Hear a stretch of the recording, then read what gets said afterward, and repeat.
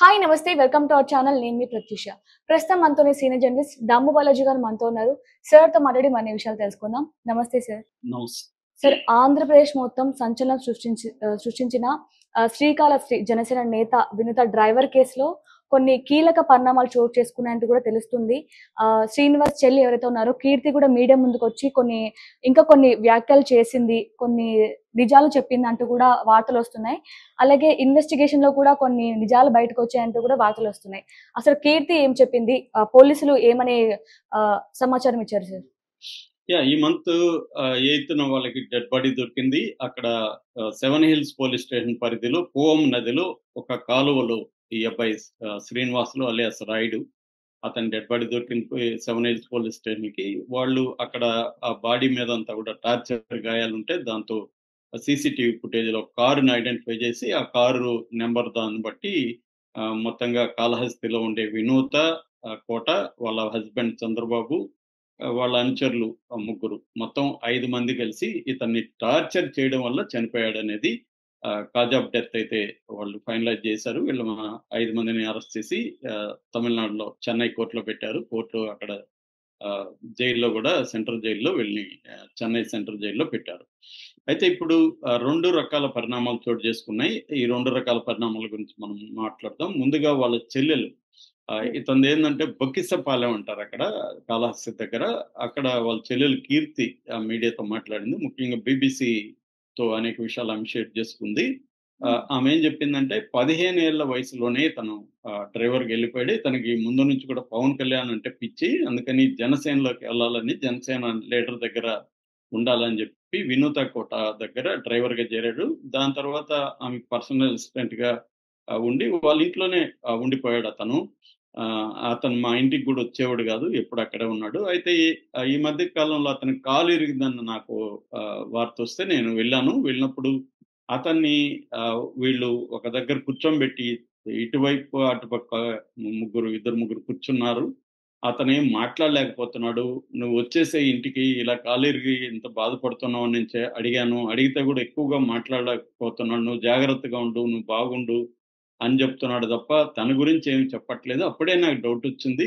ఇప్పుడు ఎవరైతే కూర్చొనున్నారో వాళ్ళే అరెస్ట్ అయింది గూడా. అరెస్ట్ అయిన వ్యక్తులే ఆ రోజు ఇతని చుట్టూ కూర్చొనున్నారు.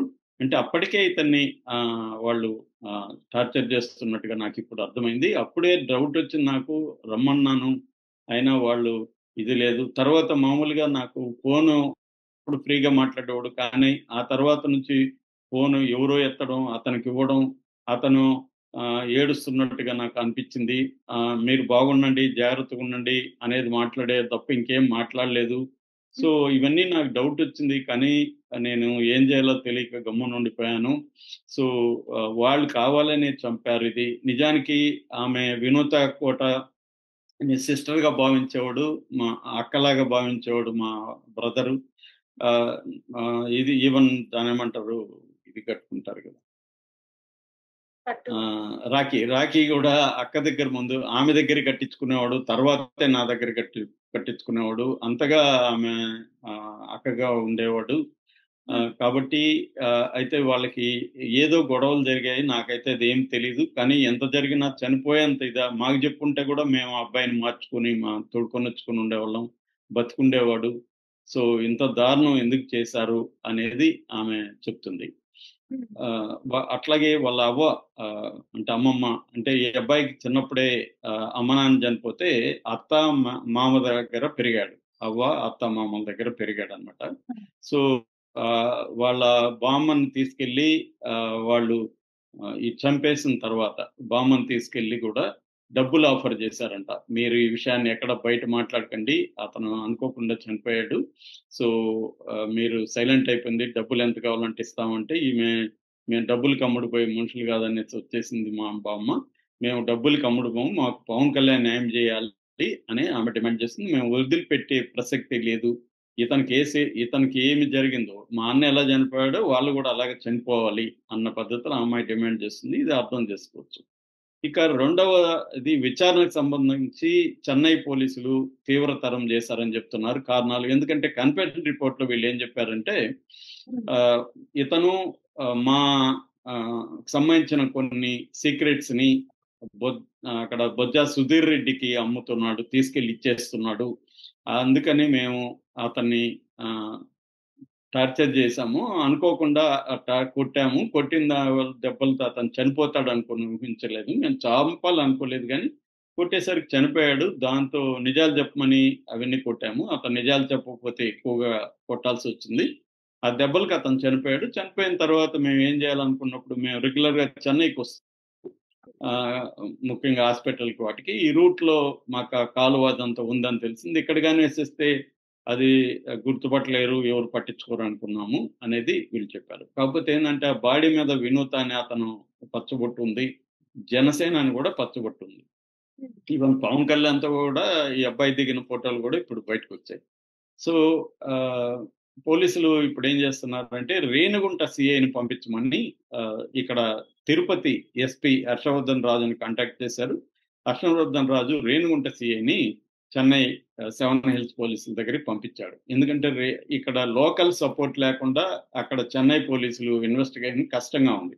ఎందుకంటే, ఈ అబ్బాయిని రేణిగుంట పోలీస్ స్టేషన్ పరిధిలో ఒక దగ్గర పెట్టి టార్చర్ చేసినట్టుగా చెప్తున్నారు. అందుకని ఇక్కడ లోకల్ ఇన్వెస్టిగేషన్ హెల్ప్ చేయమని ఇక్కడి పోలీసుల్ని వాళ్ళు అడిగారు. రేణిగుంట సీఐ ఈరోజు మార్నింగ్ బయలుదేరి చెన్నై వెళ్ళినట్టుగా చెప్తున్నారు. సో, తను కోఆర్డినేట్ చేస్తారన్నమాట. ఇక్కడికి సంబంధించి ఇంకా కొంతమంది సాక్షులను అది విచారించాలి. వాళ్ళు జూన్ 21 తేదీ వినూత ఒక ప్రకటన ఇచ్చింది. ఆ ప్రకటనలో ఏందంటే, మా ప్రాణాలకు సంబంధించి, మా గౌరవాలకు సంబంధించి కొన్ని విషయాల్ని ఇతను బయటపెట్టాడు అనేది అంటే శత్రువులకి ఇస్తున్నాడు. మా ప్రాణానికి ఇసురు పెడుతున్నాడు. మా గౌరవానికి భంగం కలిగించే విధంగా బిహేవ్ చేస్తున్నాడు కాబట్టి, అతనికి మాకింక సంబంధం లేదని జూన్ 21 ఇచ్చారు. ఈ వీళ్ళ చెల్లెలేం చెప్తుందంటే, అప్పటికే అతన్ని వాళ్ళు కొట్టి వాళ్ళ దగ్గర పెట్టుకొనున్నారు. వాళ్ళ దగ్గరే ఉండి అతన్ని బహిష్కరిస్తున్నట్టుగా ప్రకటనిచ్చేసి చంపేయాలనేది వాళ్ళు ప్లాన్ చేసుకున్నారు. అందుకే ఒక ప్లాన్ ప్రకారం వెళ్లారనేది కీర్తి చెప్తుంది. సో, ఇప్పుడు పోలీసులేందంటే ఒకటి ఆహ్, ఈ అబ్బాయిని ఎందుకు టార్చర్ చేశారంటే 2 కారణాలు ఇప్పటి వరకు చెప్తున్నారు. ఒకటి, ఈ అమ్మాయి అంటే వినూతతో ఆ అబ్బాయికి అఫెయిర్ ఉందని, అది భర్తకి తెలిసిపోవడంతో ఆహ్, ఇతన్ని చంపేయాలని, లేకపోతే ఇతను దాన్ని బ్లాక్‌మెయిల్ చేసే అవకాశం ఉందనేది ఒక ఒక వెర్షన్. రెండో వెర్షన్ అయితే ఆహ్, ఈ వీళ్ళకి సంబంధించిన అంటే వీళ్ళు వినూత అనే అమ్మాయి అందరితో గొడవలు పెట్టుకుంటుందక్కడ. అగ్రెసివ్‌గా వెళ్తుంది. కొన్ని ల్యాండ్ స్కామ్స్ అవన్నిట్లో ఉందామె. చాలా అవకతవకలు చేస్తుంది. సో, ఇవన్నీ కూడా ఈ అబ్బాయికి తెలుసు. కొన్ని సాక్ష్యాలు కూడా ఈ అబ్బాయి తన దగ్గర పెట్టుకున్నాడు. ఎప్పుడైనా వీళ్ళని బెదిరించొచ్చనో, లేకపోతే కంట్రోల్ తనకుంటదనో కొన్ని పెట్టుకున్నాడు. ఇది ఇప్పుడు బొజ్జల సుధీర్ రెడ్డికి ఇవన్నీ ఇవ్వడం ఈ మధ్య కాలంలో డబ్బులు తీసుకొని వాళ్ళు వీళ్ళ రహస్యాలన్నీ వాళ్ళు తీసుకుంటున్నారు. బొజ్జల సుధీర్ రెడ్డికి వీళ్ళకి పడదు. ఓకే. గతంలో గూడా ఈ అమ్మాయి బొజ్జల సుధీర్ రెడ్డికి యాంటీగా పోటీ చేసి ఎమ్మెల్యేగా ఓడిపోయింది 2019లో. హ్మ్. సో, ఈ ఈ వీటినన్నిటిని ఇస్తున్నాడు కాబట్టి ఏవేవి ఇచ్చావు? ఎందుకిచ్చావు? అని తెలుసుకోవడానికి ఇతన్ని కొట్టారు. కొట్టడం వల్ల అతను చనిపోయాడు అనేది రెండో వెర్షన్. అంటే ఆహ్ మామూలుగా జనరల్‌గా జరిగేవి ఈ కారణాలతోనే. అంటే వివాహేతర సంబంధాలు గావచ్చు. రెండోది డబ్బు, వీటికి ల్యాండు వీటికి సంబంధించి జనరల్‌గా ఎక్కువగా మోటివ్ ఆఫ్ మర్డర్స్ ఎక్కువ ఇవే ఉంటదన్నమాట. యెస్. సో, ఈ దీంట్లో గూడా ఈ 2 కారణాలని చెప్తున్నారు. వాళ్ళు చంపాలనైతే ప్లాన్ చేయలేదని చెప్తున్నారు. ఎందుకంటే పొలిటికల్ కెరియర్ గాబట్టి వాళ్ళు గూడా ఒక మనిషిని చంపితే మనం ఇరుక్కుంటామని తెలుసు కాబట్టి చంపాలని ప్లాన్ చేయలేదు. కొట్టడం అనేది కొట్టమన్నారు వాళ్ళని. ఆ కొట్టే వ్యక్తులు మందేసి ఫుల్లుగా అతన్ని టార్చర్ జేయడంలో ఉండే ఆనందాన్ని అనుభవిస్తూ, ఎక్కువగా టార్చర్ జేయడం వల్ల అతను చనిపోయాడనేది ఇప్పటి వరకు వస్తున్న వార్త. బట్ ఇది ఆన్‌గోయింగ్ ఇన్వెస్టిగేషన్ గాబట్టి మనకి ఇంకా విషయాలు బయటకొచ్చే అవకాశం ఉంది. అయితే దీని పట్ల ఇటు కూటమి ప్రభుత్వంలో ఎవరు పెద్దగా మాట్లాడలేదు. అనిత మామూలుగా రొటీన్‌గా వాళ్ళు చట్టం తన పని చేసుకుపోతది. మాకెవరైనా ఒకటే ఇట్లాంటి ఎవరు నమ్మని ఒక చెప్తారు గదా! అలా జెప్పారు. చట్టం తన పని ఎప్పుడు తను జేసుకుపోదు. చట్టం అధికారుల అధికారం, డబ్బు, పరపతి ఉన్న వాళ్ళ దగ్గర బందీ అనే విషయం చిన్న పిల్లోల్ని అడిగినా చెప్తారు. అయినా గూడా వీళ్ళు రొటీన్‌గా చట్టం తన పని తను జేసుకుపోతుంటదని చెప్తూ ఉంటారు. అలాగే చెప్పారు తప్ప దీని మీద ఎవరు గూడా ఇన్వాల్వ్ జేయట్లేదు. పవన్ కళ్యాణ్ గూడా ఆమె తన పార్టీ తరపున ఈమెకు ఒక ప్రకటన ఇచ్చి సస్పెండ్ జేసేశారు. సో, హ్మ్. ఆహ్, ఈమెకి మరి ఇప్పుడు నేను చాలా సార్లు జెప్తుంటాను. విక్టిమ్ స్ట్రాంగ్‌గా లేకపోతే ఆ కేసులు నిలబడవు. ఇక్కడ గూడా నాకు తెలిసి ఈ కేసేమి నిలబడదు. విక్టిమ్ స్ట్రాంగ్‌గా లేదు. కీర్తి అనే అమ్మాయి స్ట్రాంగ్‌గా అంటే స్ట్రాంగ్ అంటే అమ్మాయికి పెద్ద అర్ధబలం, అంగబలం లేదు గాబట్టి హ్మ్. ఖచ్చితంగా కొద్ది రోజుల తర్వాత ఈ కేసు వీగిపోతుంది. Thank you sir.